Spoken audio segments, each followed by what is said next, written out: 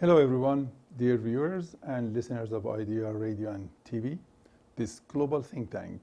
This is Elhiyarkengerló and welcome to the Iran on the Hotline of Revolution.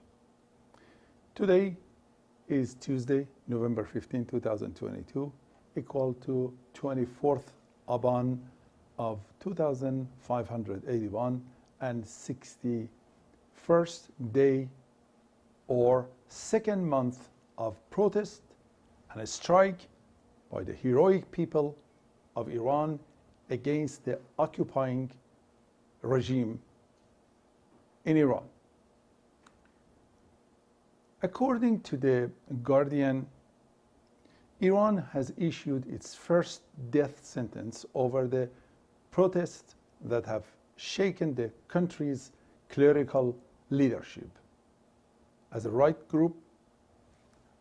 group warned under the other issues. But about the other convicts could be hastily executed. They are rushing to capture and without anything execute them quickly. Almost 2 months of demonstration triggered by the death of Mahsa Amini have prompted authorities to unleash a crackdown that has led to the detention of thousands of people. Some have been charged with offenses that could incur the death penalty in the country that Amnesty International says is second only to China worldwide in the number of the people it executed every year. The unnamed accused was sentenced to death in Tehran court for the crime of setting fire to the government's building, disturbing public order, assembly, and conspiracy to commit a crime against national security. Very interesting. Those titles, they are so matched with them, not the people. As well as for being an enemy of God.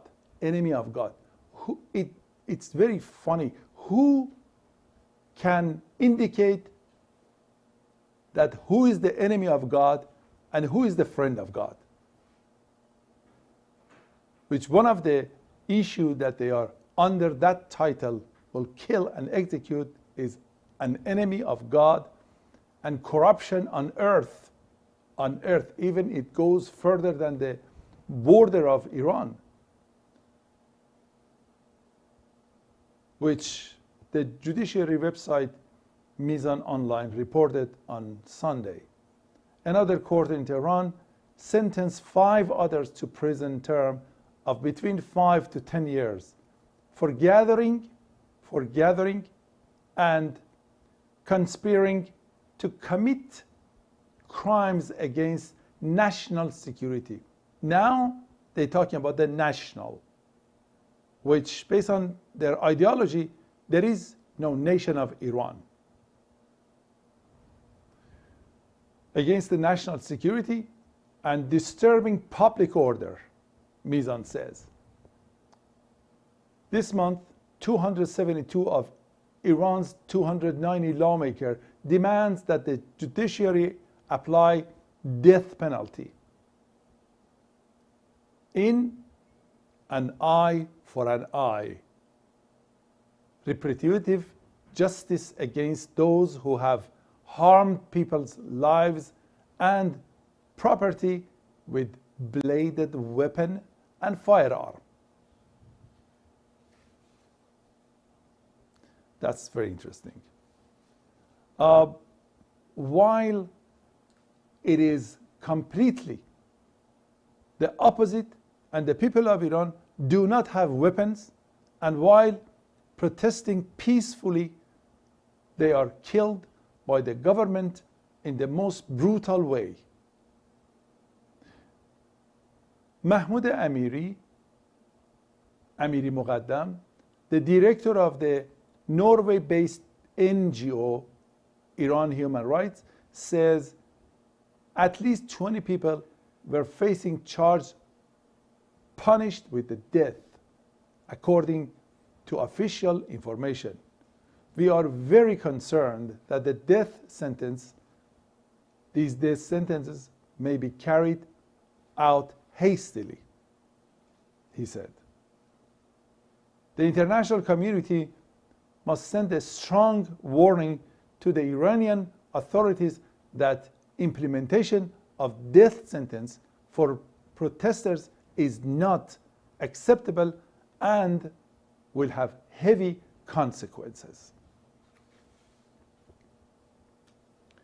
On Sunday, Mizan and other local media also says the judiciary had charged more than 750 people in 3 provinces for a involvement in recent revolution. More than 2,000 people have been charged, almost half of them in Tehran, since the demonstration began, judiciary figures shows.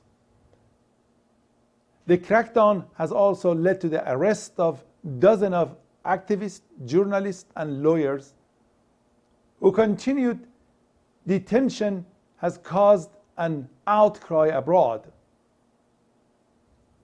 On Sunday, Iranian authorities transferred to hospital the prominent dissident Hossein Ronaghi, who was arrested in September and had been on hunger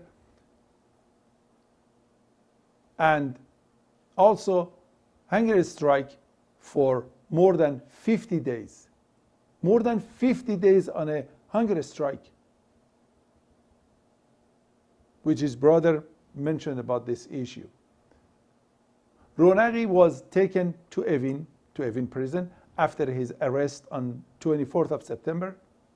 His family fear he could die because of a kidney condition and says his legs have been broken in prison.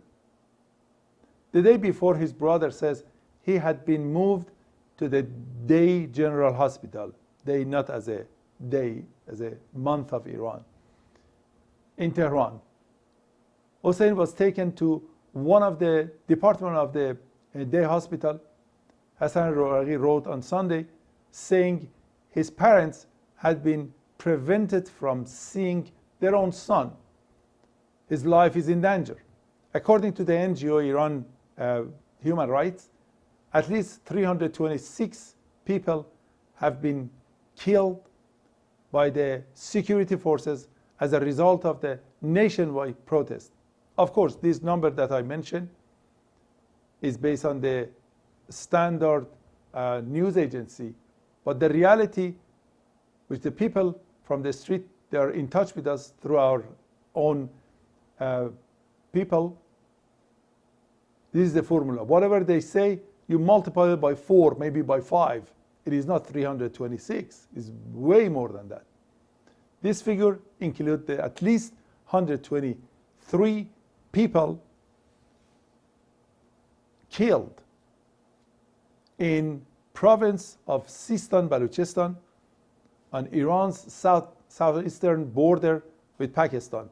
Most of those were killed on 30th September when security forces opened fire on protesters after Friday parade in Zahedan, the capital of Sistan Baluchistan. A massacre activists have been called Bloody Friday. Those protesters were triggered by alleged rape in custody of 15-year-old girl by the police commander in a port of the city of Chahbahar. The city's police chief and the head of the police nation have been dismissed. Local officials announced previously about this issue, but no action was taken against the rapist, while the killings of the Islamic Republic of Iran are not only limited to country, but they always start the fires in the region. Within yesterday, at least 2 people were killed, which must be a lot more, and 10 were wounded in Monday.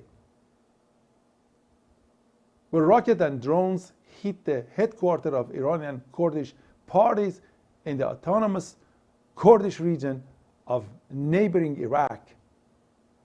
Local officials and security sources have been mentioning these issues.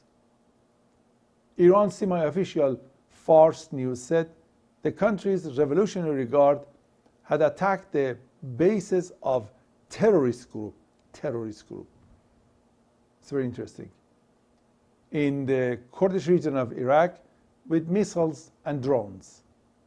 And there is no need to say the Fars news agency is affiliated with the Iran's Revolutionary Guard and is very notorious and corrupt. Local officials and security sources says the attacks had struck targets near Erbil and Soleimania.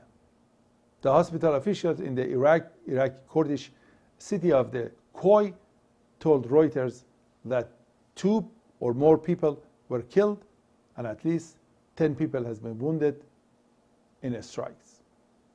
The Revolutionary Guards have attacked Iranian Kurdish opposition bases in Iraq's Kurdish region since the death of Kurdish woman Mahsa Amini on September 16 triggered nationwide unrest, which is now a full revolution, Reuters reported.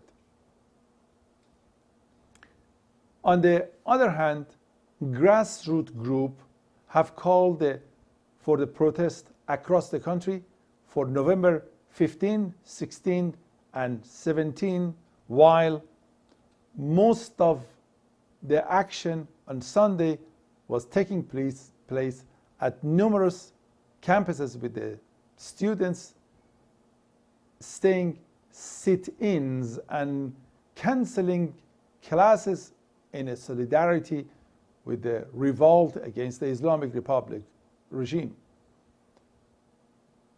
The students chanted slogan and sang along a song in a protest to the detention and expulsion of their classmate, as well as against the bloody crackdown on the popular protest. Moreover, a group of more than 70 faculty members and professors of Babel Nushirvan University of Technology in northern Iran issued a letter on Sunday demanding an end to the entry bans and suspension of students, as well as ensuring their security in the university and dormitories as well. In addition to university students, many school children held rallies as they leave their school children, chanting a slogan against the regime and its rulers.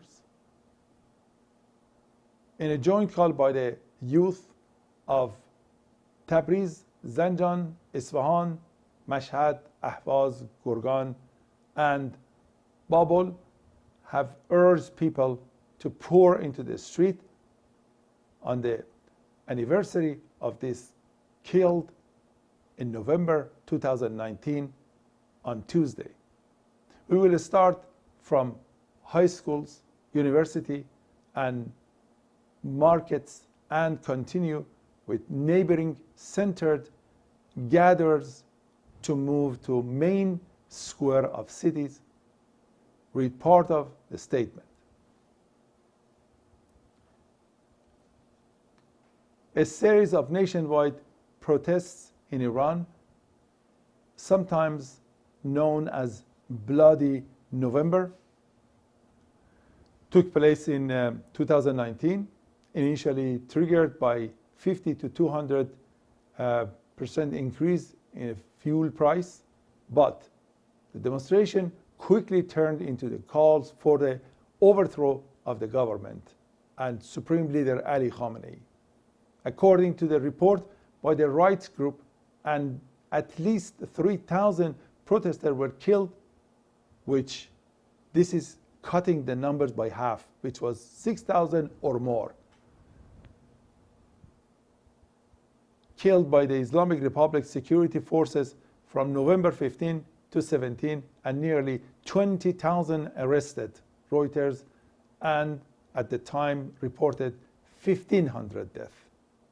I don't know what kind of deal is going on between the other news agency and government of Iran. God knows, but money can do a lot.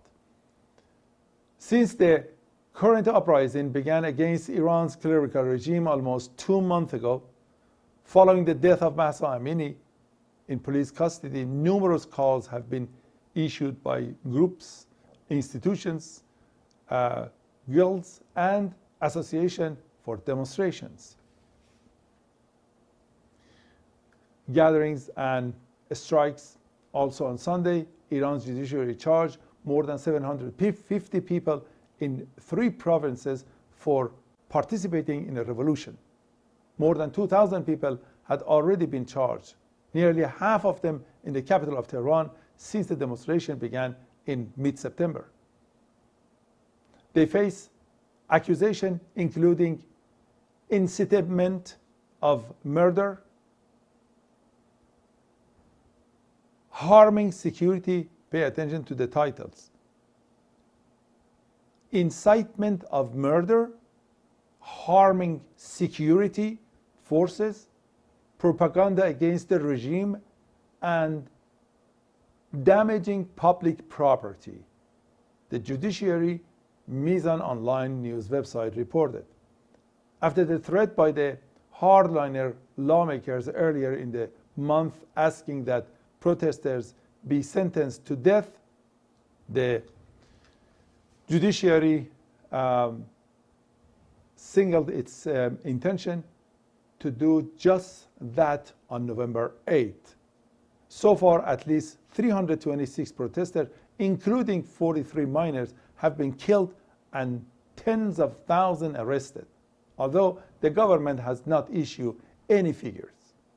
On Saturday, diaspora Iranians in Europe, North America, and elsewhere held rallies to condemn the Islamic Republic for brutally against anti-government protesters. Coupled with the activism of Iranian diaspora and the calls with rallies to mark the anniversary of the Bloody November, the UN Human Rights Council is set to hold a special session the following week over the Islamic Republic heavy-handed clampdown. In the phone conversation with the UN Secretary General Antonio Guterres Tuesday night, Iran's Foreign Minister Hossein Amir-Abdollahi warned of the negative consequences. That's very interesting. Foreign Minister calling the UN Secretary General and warning them how the negative consequences of the UNHRC's meeting. It's very interesting. Okay, here we come to the end of this program. Thank you for your company and sharing these ideas as much as it's possible to help us on the path of the wisdom and freedom. For the woman, life, freedom. Long live Iran.